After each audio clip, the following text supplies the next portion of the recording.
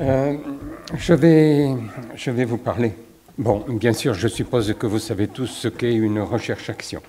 C'est-à-dire, elle est caractérisée par la volonté d'acquérir des connaissances alliées à une volonté d'agir à propos d'une même situation problématique et dans le cadre d'accords entre participants. Il s'agit donc d'un travail conjoint qui a pour but, si possible, de transformer les situations. L'objectif d'une recherche-action, c'est de résoudre un problème complexe.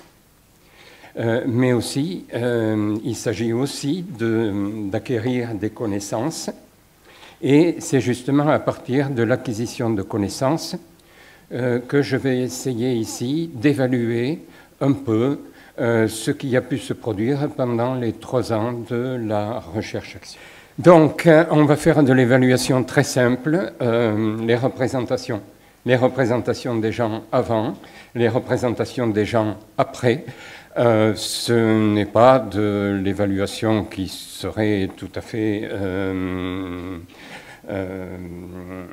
comment dire, faisable dans d'autres circonstances. Ici, on l'a fait grâce à des prises d'entretien avant la recherche-action et puis lors des dernières journées. Bon, on sait aussi ce que sont les représentations, c'est-à-dire des formes de connaissances qui sont socialement élaborées et partagées et qui permettent de construire une réalité commune à un échange social. Ici, on a posé trois types de questions. Une première série qui avait trait à la définition du genre suivant la personne qu'on interviewait. La deuxième était à propos des rôles masculin et féminin, et la question était un peu difficile, c'est-à-dire comment imaginez-vous votre vie si vous étiez né du sexe opposé? Et la dernière question, ce n'est même plus une comparaison, c'est en gros ce qu'ils ont pensé de la recherche-action participative. Alors, qui parle? Il faut quand même préciser qui parle. On essaie de les définir par un certain nombre de descripteurs que vous voyez ici sur la droite de l'image. La première ligne, bon, il y a d'abord un identifiant. On le connaît par son projet, ici, Pagli. On le connaît par son genre, ici, c'est un homme. A2 signifie que c'est un adulte, etc. Jusqu'à la fin, la fonction, c'est d'être responsable d'un projet ou d'un sous-projet. Et ensuite, on a l'interview qui va être traitée.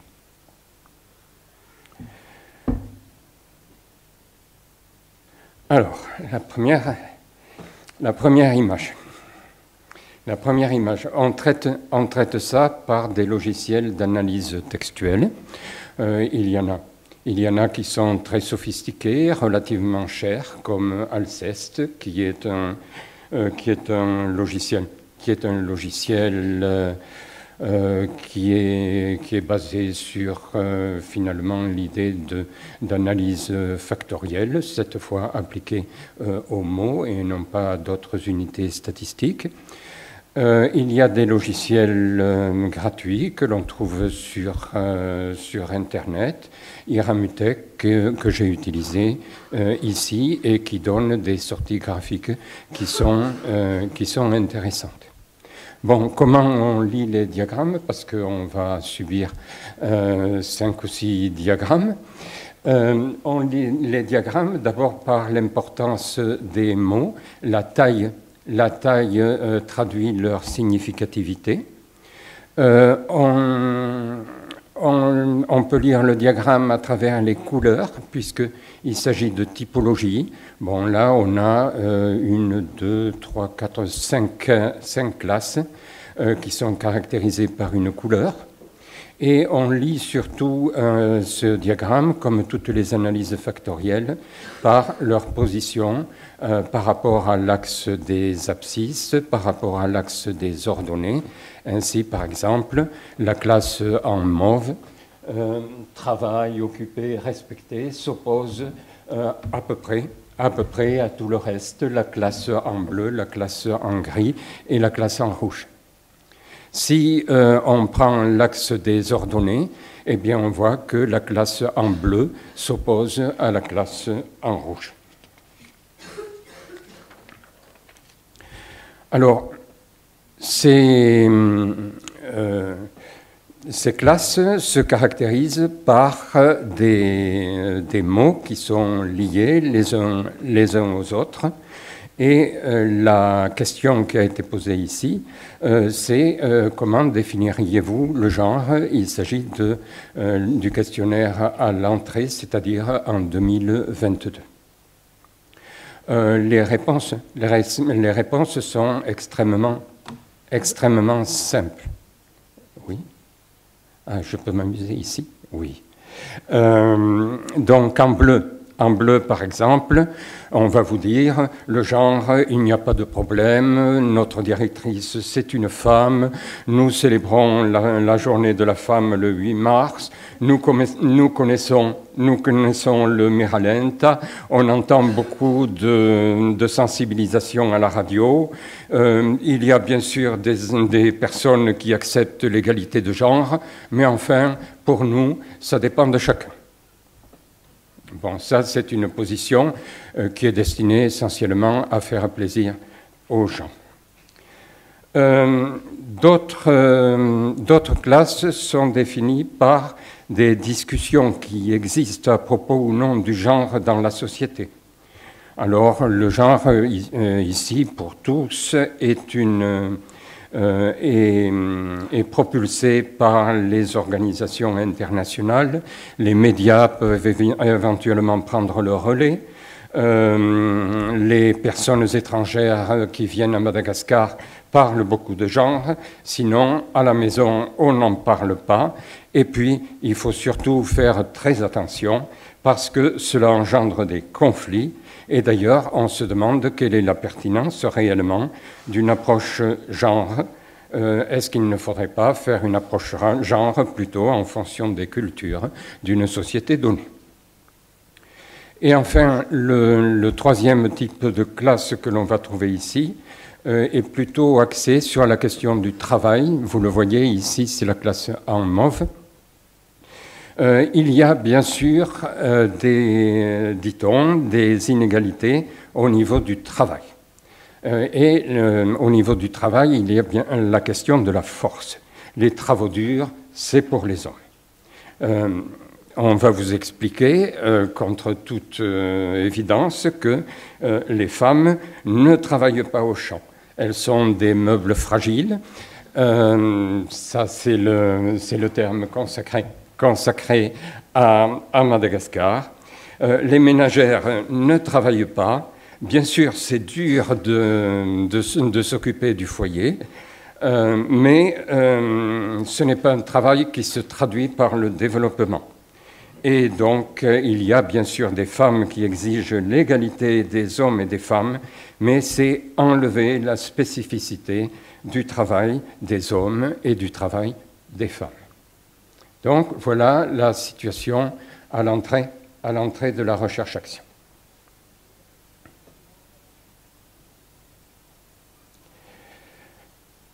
Bon, en 2024, toujours sur la même question, on va dire que les choses ont évolué.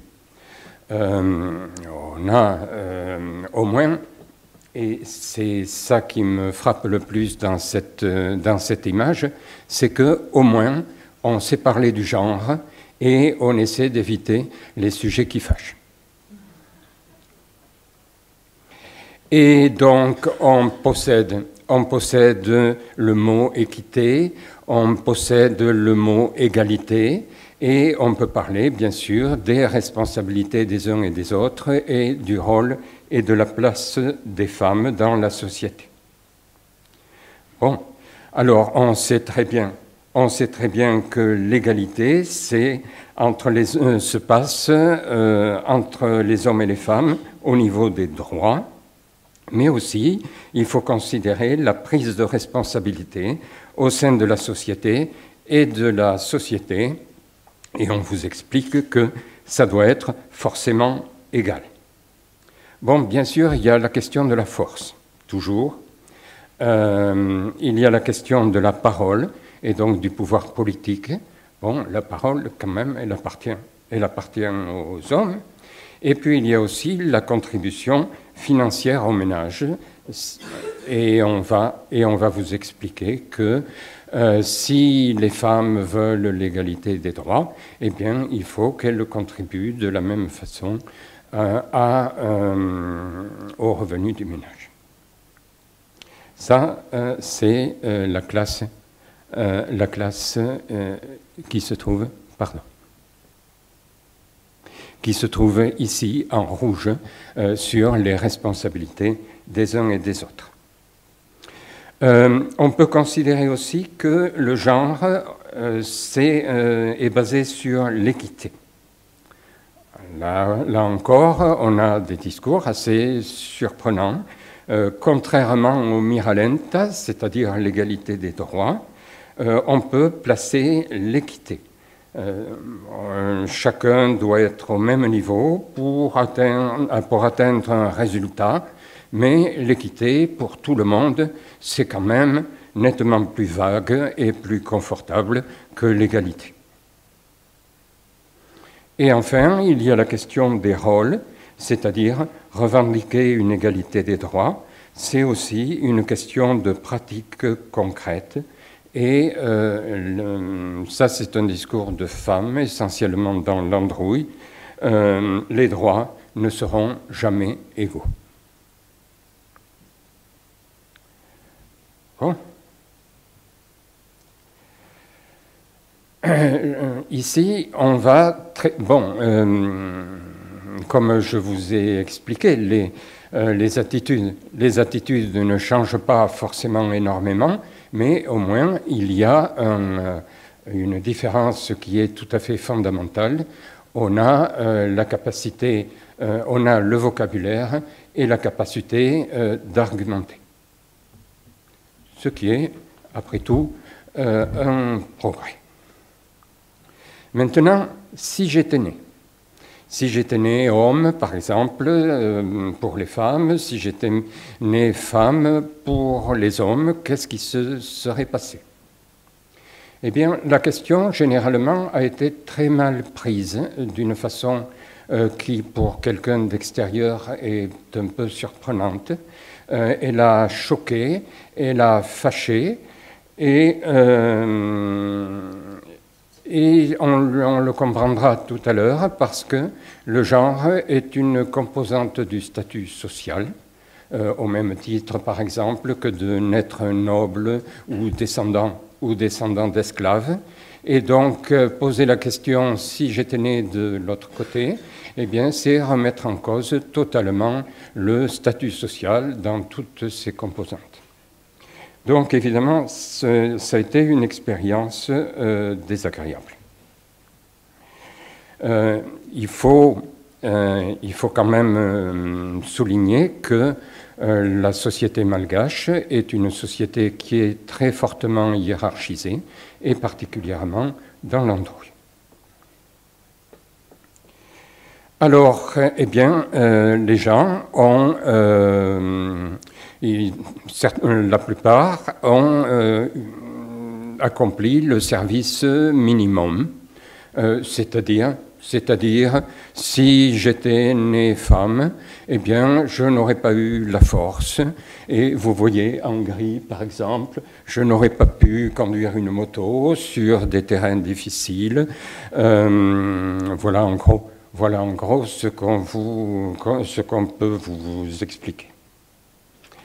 En rouge, plus intéressant, ou pour moi plus intéressant, c'est le regret. Ce sont surtout des femmes qui ont parlé dans cette classe en rouge. c'est le regret de ne pas être né homme. Elle note la préférence pour les garçons, et il faut comprendre que ces sociétés malgaches, et en particulier dans l'Androu, qui nourrit cette classe en rouge, la société est fondée sur des lignées agnatiques. Votre vie vous appartient, c'est certain, mais elle fait partie d'une chaîne d'ancestralité. Elle appartient également à vos ancêtres, elle appartiendra à votre progéniture, pour peu qu'elle soit mâle. Et donc, les femmes, lorsqu'elles se marient, sortent du lignage.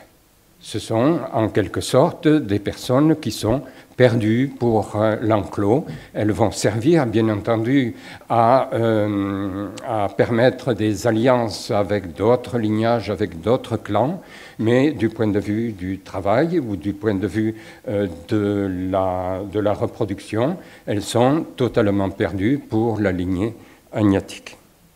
Et donc, les femmes le ressentent parfaitement, et elles expliquent que leur père, bien sûr, il les aime beaucoup, mais en fin de compte, il aurait préféré que ce soit un garçon.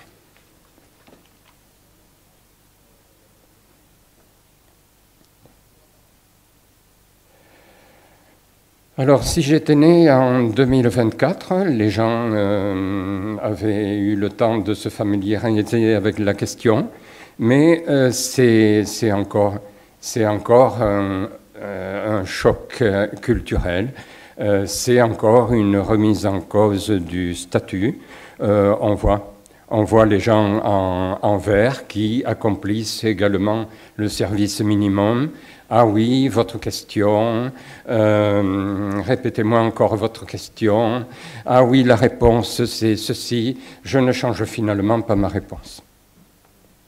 Bon. De l'autre côté, en gris, tout à fait en bas, on vous expliquera que oui, bien sûr, si on était né femme, parce que nous avons quand même une majorité d'hommes qui ont parlé, si on était né femme, c'est vrai qu'on compte peu de femmes dans les postes de responsabilité, mais bon, pour qu'elles les assument, se pose la question de l'éducation, et là revient bien sûr la banalité sur l'éducation des femmes, leur diplôme et évidemment leur possibilité de monter dans la société. Et enfin, en rouge, vous aurez des gens qui quand même se sont appliqués à répondre à la question et qui vous disent que la société change, que, bon, bien sûr, la séparation entre le travail des hommes et le travail des femmes est moins importante qu'autrefois, particulièrement dans les projets. Ils s'inquiètent du fait que les femmes prennent de la force. Et il y aurait certainement, si on était linguiste, un travail à faire sur la notion de force en malgache. Mais seulement, il reste encore des répartitions de pouvoir. Dans les structures sociales, vous aurez quelque part ici, vous aurez circoncision, parce que bien sûr, là aussi, dans l'androuille, la circoncision, c'est la cérémonie majeure qui permet à un adolescent, garçon, de passer dans le monde social des hommes.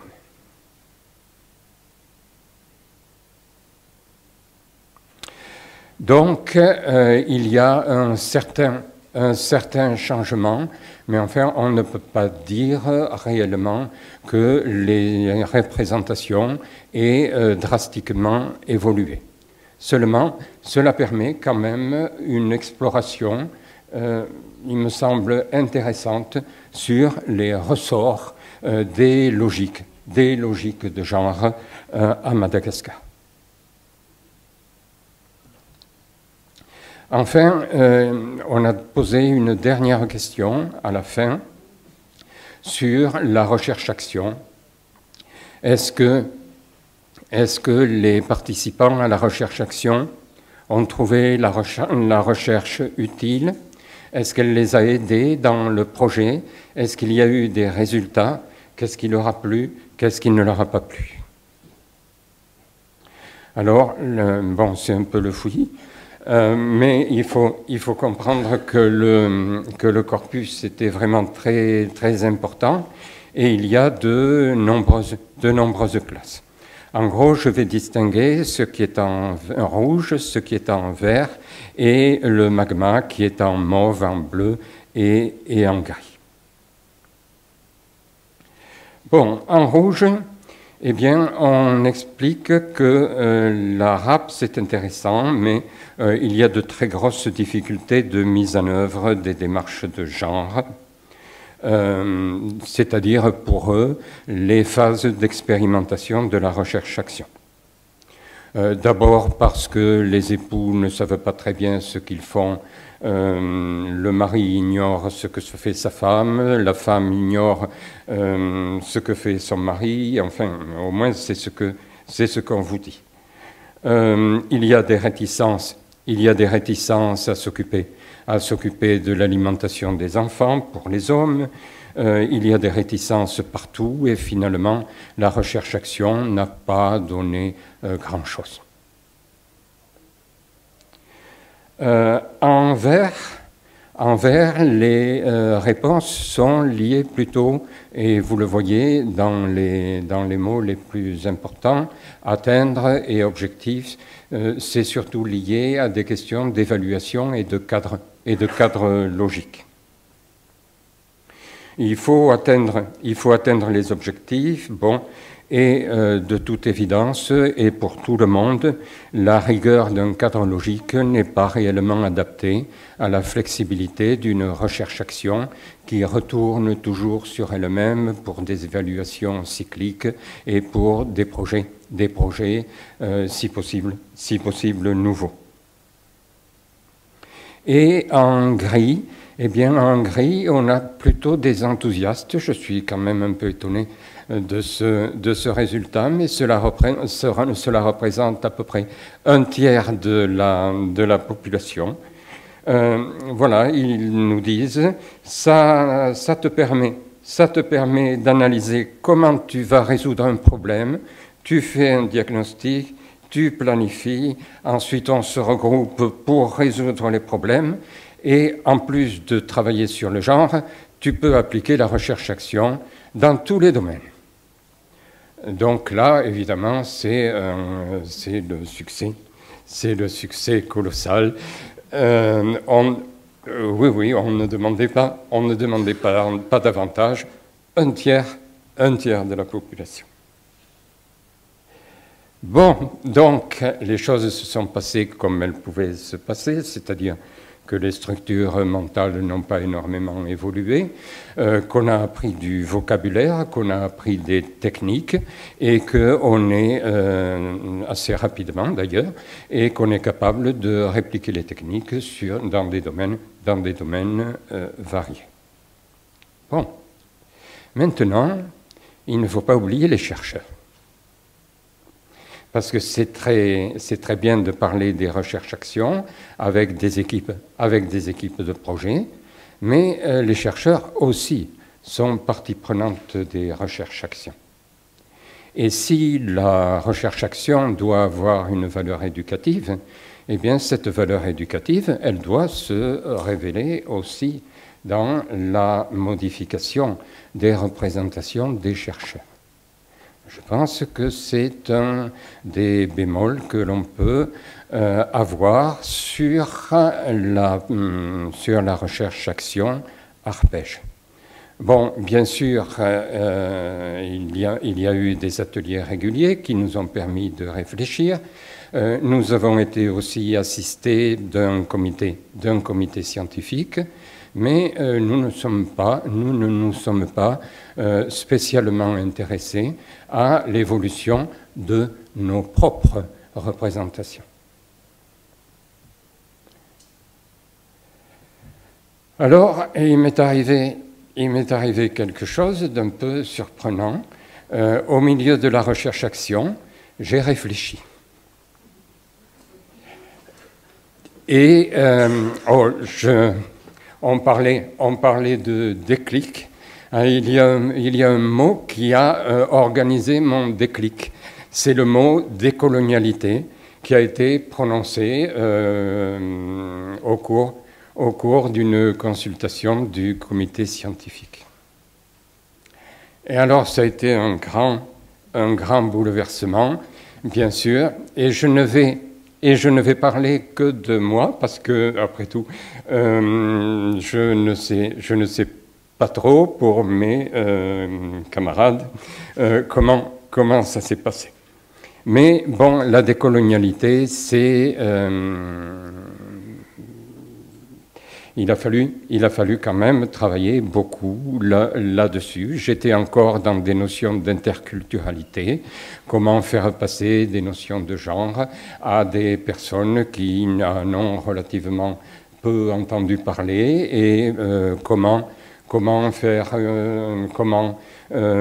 diffuser des démarches de genre dans des projets qui n'ont pas été conçus par nous forcément. Et donc, voilà, la pensée décoloniale. La pensée décoloniale, c'est d'abord une notion qui est latino-américaine, née à la fin des années 90, au sein d'un groupe qui s'appelait Modernité et Colonialité. Et pour eux, le système monde, c'était beaucoup plus qu'un système économique, c'était aussi un système culturel, un système dit civilisateur, qui était fondé sur une conception coloniale du pouvoir, des relations de pouvoir qui privilégient les idéologies occidentales par rapport à celles des populations non occidentales. C'est une remise en question de la pensée classique des Lumières, de notre idée de la modernité, de notre idée de la rationalité et du progrès. Cela va bien sûr avec la racialisation, l'impérialisme linguistique, l'impérialisme religieux. Bon. Alors, dans ce contexte, que penser de la notion de développement? Que doit-on penser de la coopération internationale, bilatérale ou autre? Les décoloniaux pensent que le développement, c'est une notion qui est contestable dans sa forme actuelle. Ce n'est qu'un prétexte, disent-ils, pour l'extension des rapports capitalistes, et qui se fait actuellement grâce à des ONG dépolitisées et à partir de programmes qui sont dictés par le Nord.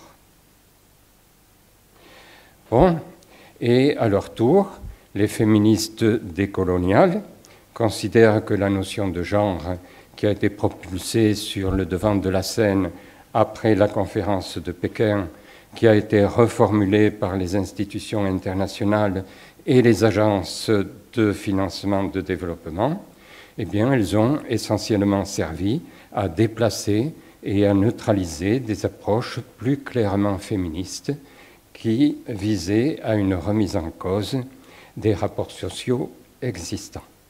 Et donc, pour eux, il faut revendiquer la décolonisation du pouvoir, du savoir et de ce qu'ils appellent de l'être. Je finis.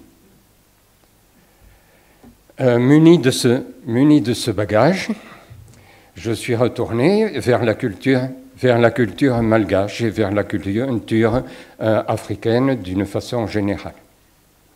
Je suis tombé sur le bouquin, ou plutôt les bouquins d'Oweyumi, qui est une Nigériane et qui considère que la notion de femme est une invention occidentale. Pour elle, les clivages africains sont beaucoup plus compliqués. Ce sont des clivages qui sont essentiellement liés à l'âge, qui sont liés au statut social. On est noble, on est paysan, on est guerrier, on est descendant d'esclaves. Et le genre n'entre que pour une part dans les distinctions sociales. Je suis allé chez les anthropologues qui ont travaillé dans le sud de Madagascar, et ces anthropologues, bon, un petit peu anciens, expliquent en gros qu'on ne naît pas homme, et si je puis me permettre, on le devient.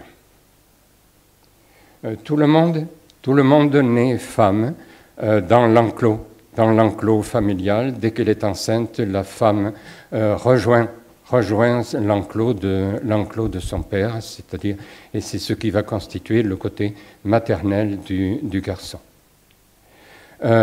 Ensuite, eh bien, la vie de l'homme, elle va se passer d'abord depuis l'intérieur du ventre de sa mère jusqu'à l'intérieur du tombeau lors de ses deuxièmes funérailles, lorsque on alignera bien comme il faut les os de son squelette.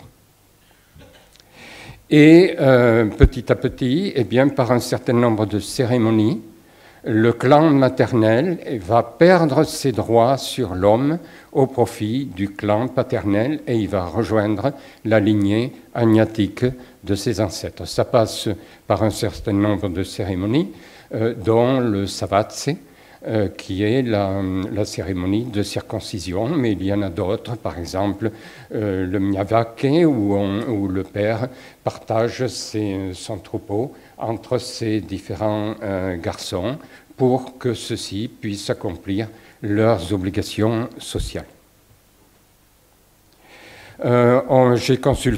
J'ai consulté d'autres anthropologues qui m'ont dit à peu près la même chose que disait Oweyumi pour le Nigeria, c'est-à-dire que les enfants, du point de vue de vocabulaire, ils ne sont pas sexués, ce sont des azaza.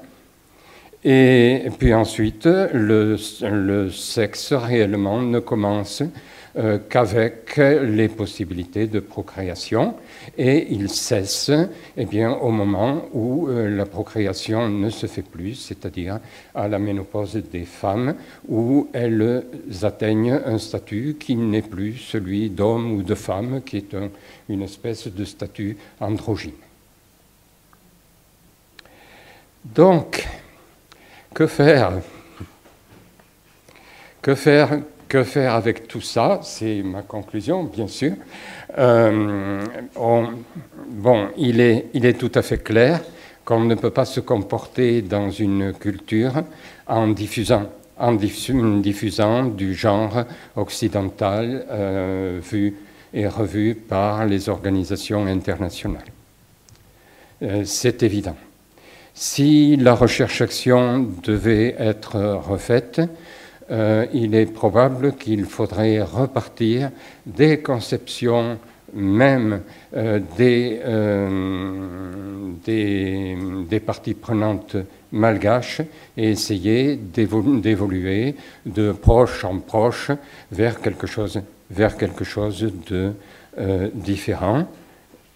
Et voilà, c'est d'ailleurs ma conclusion, qui est celle de beaucoup de penseurs africains actuellement, qu'on pourrait citer, dont on peut discuter, c'est-à-dire comment construire un universel, pourquoi il faut le faire, comment, et je trouve que finalement, dans notre relative ignorance, nous avons eu beaucoup de chance de travailler sur une méthode telle que la recherche-action, parce qu'elle permet justement à tous de discuter par l'intermédiaire de la discussion, d'exprimer ces représentations et éventuellement de les faire évoluer.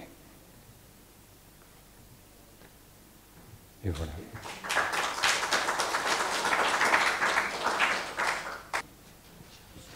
Merci.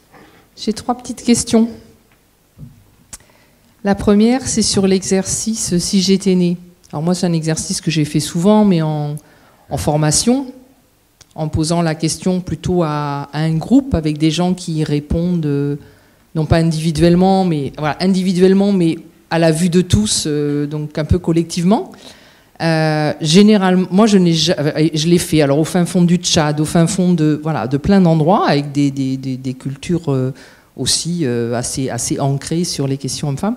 Et ou alors ça m'est passé à côté, j'ai pas remarqué, mais j'ai jamais reçu d'hostilité ou de ce que vous décrivez là maintenant. Alors parfois des amusements, ça faisait plutôt rire les gens de dire ah oui si j'étais née, etc. Donc je suis assez surprise de ce que vous dites et je me pose la question du coup est-ce que le fait de poser cette question du si j'étais née de l'autre sexe, de la poser individuellement à des gens et de la poser collectivement, donc en termes de méthodologie, est-ce que c'est ça qui fait qu'on obtient peut-être le genre en tout cas des réactions très différentes? Ça c'était ma première question. La deuxième, elle est sur les graphismes, donc là les rouges, les bleus, les gris. Ça n'indique pas le sexe de la personne qui est rouge, bleu, vert. Et donc, je me demandais s'il y avait aussi une analyse de votre côté sur qui a plutôt, qui était plutôt du côté de l'abscisse, de l'ordonnée au centre, dans le magma, etc. Ça, c'est la deuxième question. Et la troisième question, alors c'est peut-être pas pour vous spécialement, c'est peut-être plus largement, est-ce que dans le cours de cette recherche-action, parce qu'on parle beaucoup de différences et on sait qu'il y a un grand travail à faire pour que on puisse travailler, de dire, alors là, il y a la différence. Comment est-ce que la différence entraîne de la discrimination? Comment est-ce que la discrimination entraîne de l'égalité? Donc tout ce processus, là, cette construction, et où intervient le moment où on se dit, mais en fait, cette inégalité, en fait, c'est une violence. Je voulais savoir si dans ce travail que vous avez fait, à un moment donné, comment on passe de différence à discrimination, à inégalité, et aussi à la reconnaissance que la violence est liée aussi à tous ces processus-là. Voilà, 3 petites questions. Bon, si j'étais né, je pense que c'est... Ah oui, volontiers. Mais, mais alors il va falloir que je prenne des notes, parce que ma mémoire... Ah bah oui. Ma mémoire est limitée. On s'est réveillé là, maintenant ça y est, c'est bon.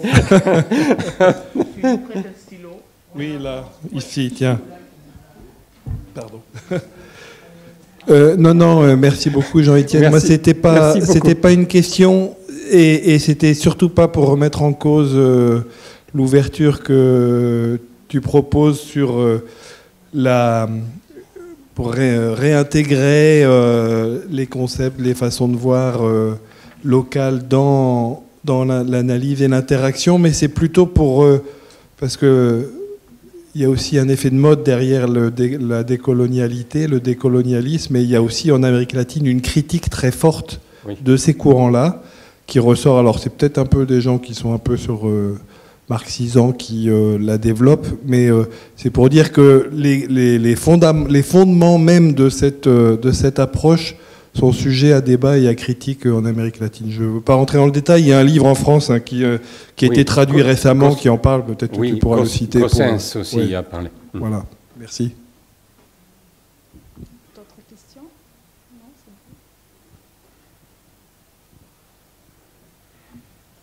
c'est bon. Merci.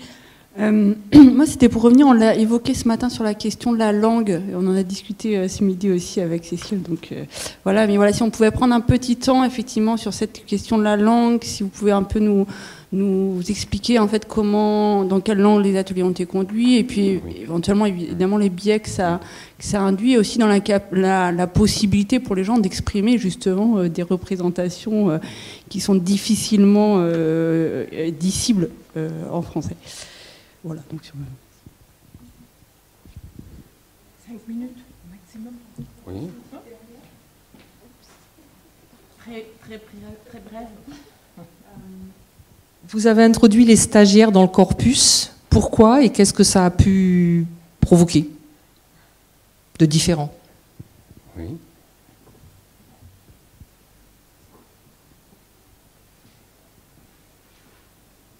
Oui.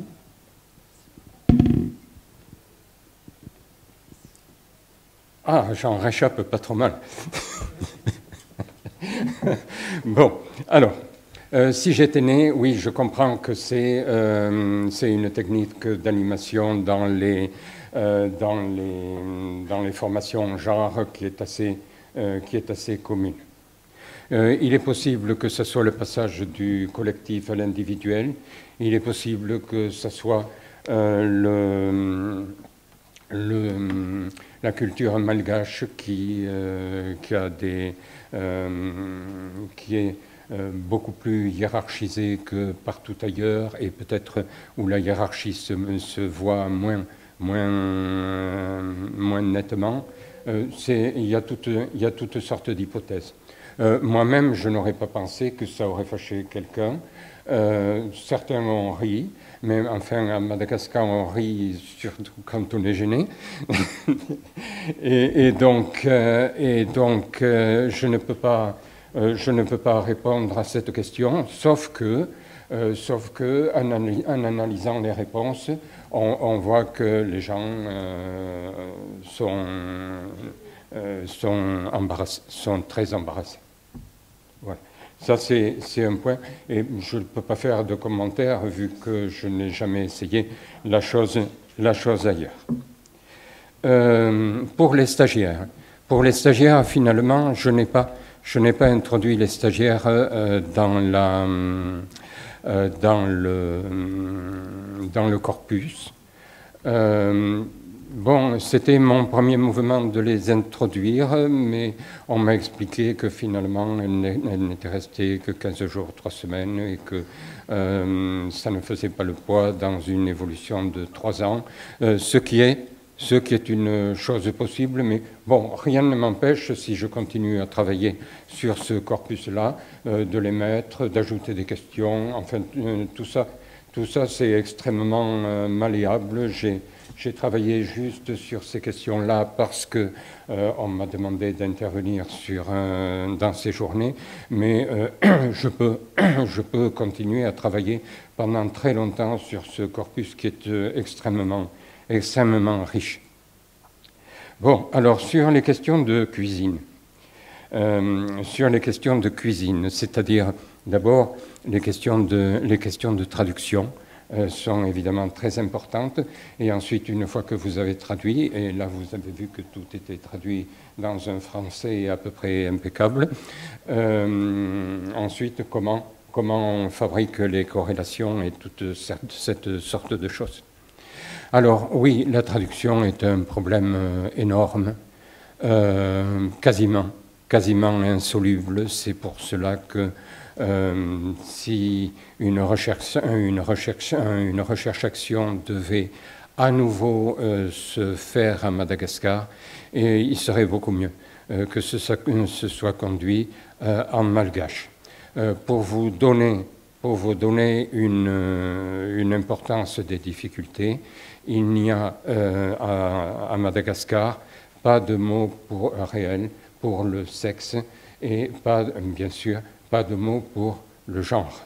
Ensuite, comment vous allez faire des analyses textuelles, c'est réellement un problème, et ici je dépends assez sérieusement du traducteur, ou de la traductrice.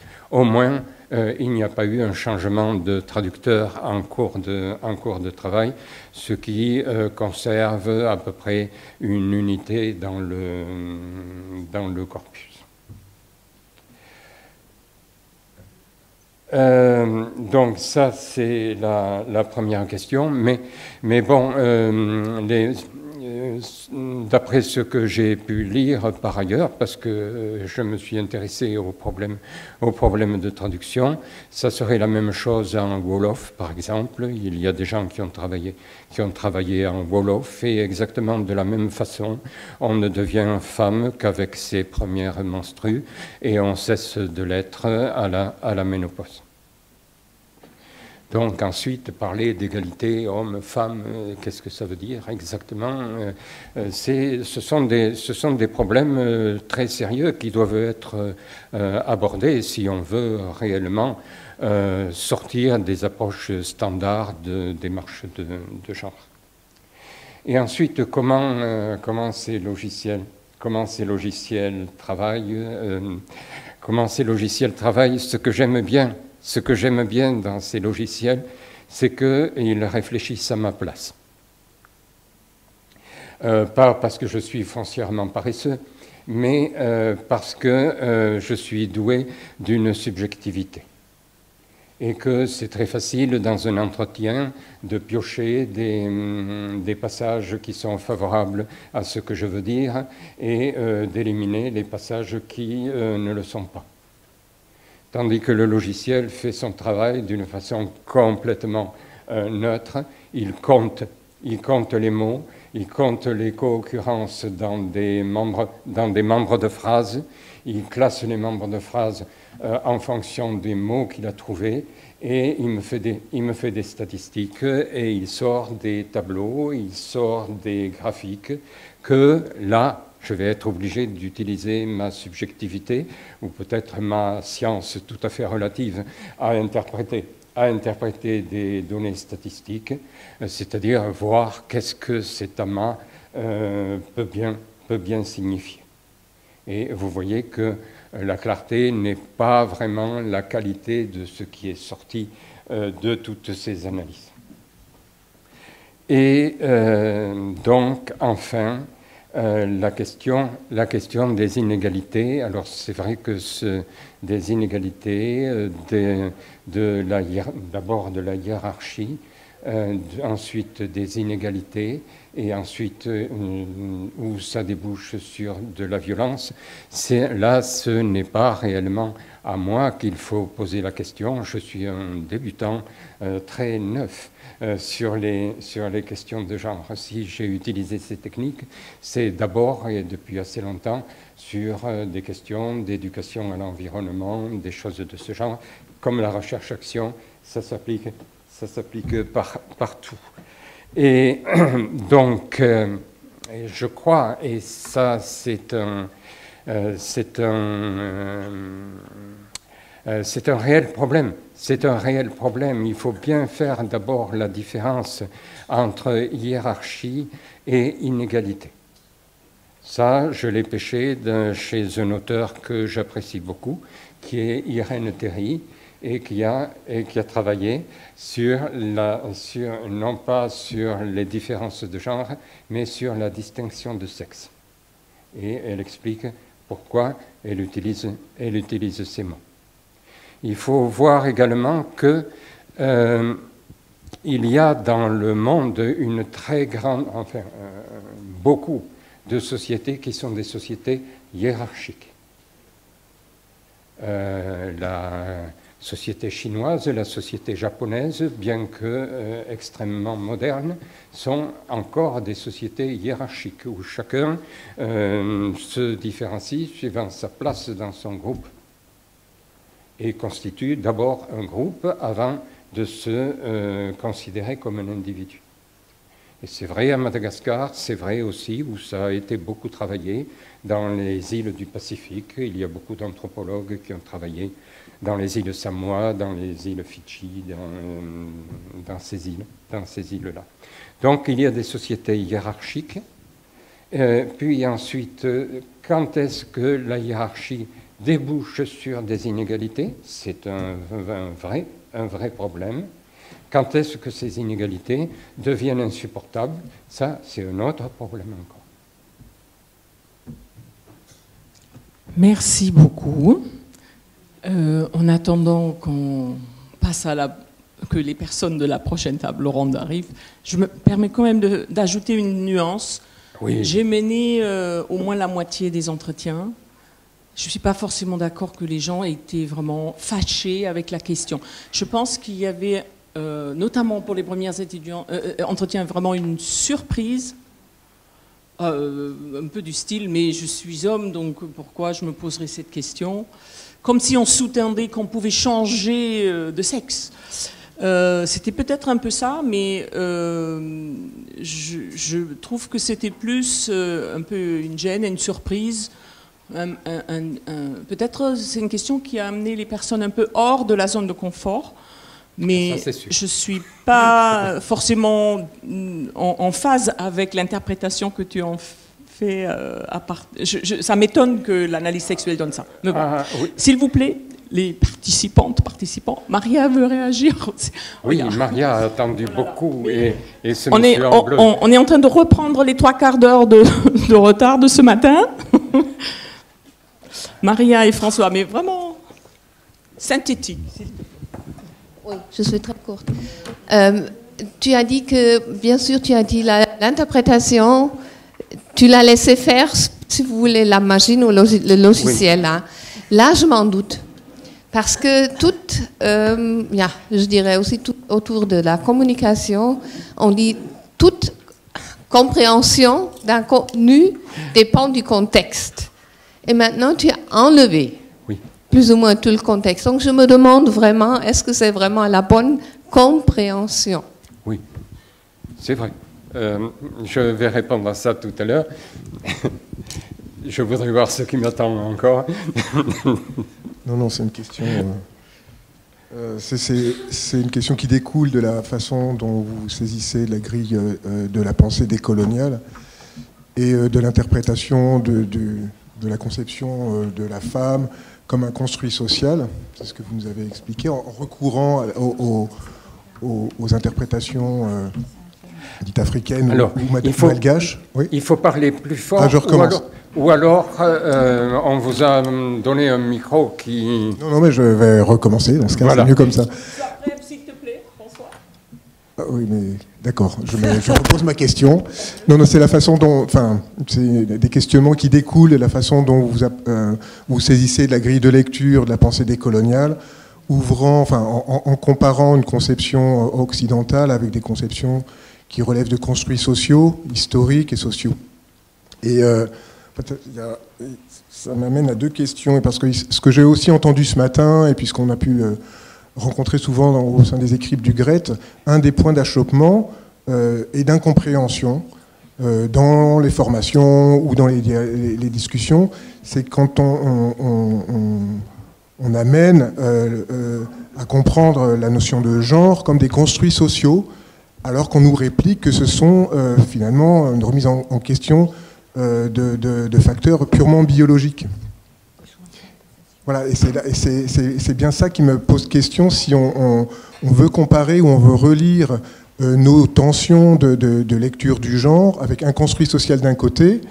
Est-ce que ça aurait été des confrontations de construits sociaux occidentaux ou africains ou malgaches? Or, les premières réactions, pour ma part, c'est que on déstabilise nos collègues, nos partenaires, en proposant justement une lecture du genre comme un construit social, alors que c'est une remise en question du construit biologique. Que faire de ça par rapport à la façon dont on pourrait appliquer une grille de lecture de la pensée décoloniale? Il y a quand même... voilà, c'est juste un questionnement, je ne sais pas quelle est la réponse. Hein. Et puis du coup, ça peut aussi, en pensant sur le biologique, dans votre schéma, vous avez mis justement un élément constitutif de l'identité homme-femme, c'est bien le rapport à la force. Oui. C'est pour ça que la force, au premier abord, je l'ai entendu comme une force biologique, physique. Oui. Or, si on rentre dans un construit social, ça serait une force symbolique par rapport aux ancêtres, par rapport aux forces naturelles, etc. Et donc j'imagine qu'en français, force, c'est hyper, ça met tout à plat, alors qu'il doit y avoir une multitude de traductions en entendrouille ou en malgache qui distinguent bien toutes ces caractéristiques de force et qui permettent de se positionner. Voilà. C'est juste des réflexions et des questions associées. Tout à fait. Bon. Je vais commencer par François, que j'ai oublié tout à l'heure, mais il n'y a pas de problème. Que j'ai exprimé ces idées de la décolonialité ne veut pas dire que je les endosse absolument, mais elles constituent un élément de réflexion tout à fait sérieux, et à partir de ça, eh bien, il faut reconstruire quelque chose. Il y a eu des critiques extrêmement sérieuses sur la décolonialité, que ce soit d'ailleurs la décolonialité d'une façon générale ou le féminisme décolonial. Et même si on considère les travaux d'Oweyumi que j'ai cités, ils sont quand même d'une fragilité extrême. C'est généralement basé sur le langage, sur des discours qui sont mal construits, sur des mythologies qu'on donne comme traditionnelles, comme si la culture était un tout intangible et qui ne bouge pas.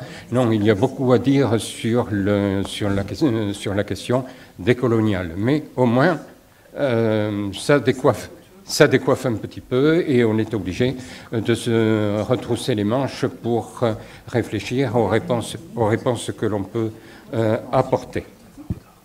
Alors, Maria, ah oui, les circonstances de l'énonciation. Oui, évidemment,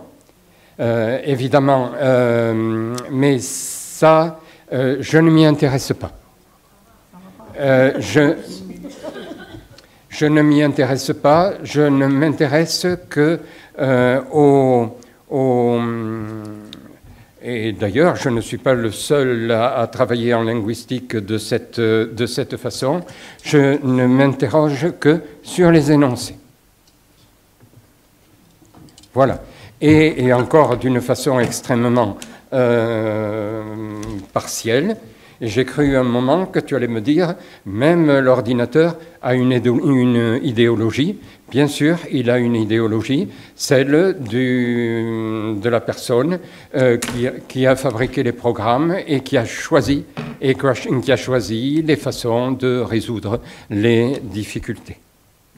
Quoi encore? La dernière question. Je finis. Oui. C'est les construits sociaux. Tout, il me semble, est construit social. Et lorsque un entendrouille va parler de sexe et de genre, bien qu'il n'ait pas de mots pour parler de sexe et de genre, il fait quand même du genre, puisqu'il sait très bien qu'il est né du côté féminin, qui va rejoindre, si tout va bien, ses ancêtres du côté masculin, et que tout ce qui va lui permettre de cheminer, ce sont des cérémonies, c'est-à-dire finalement une construction sociale du masculin. Voilà.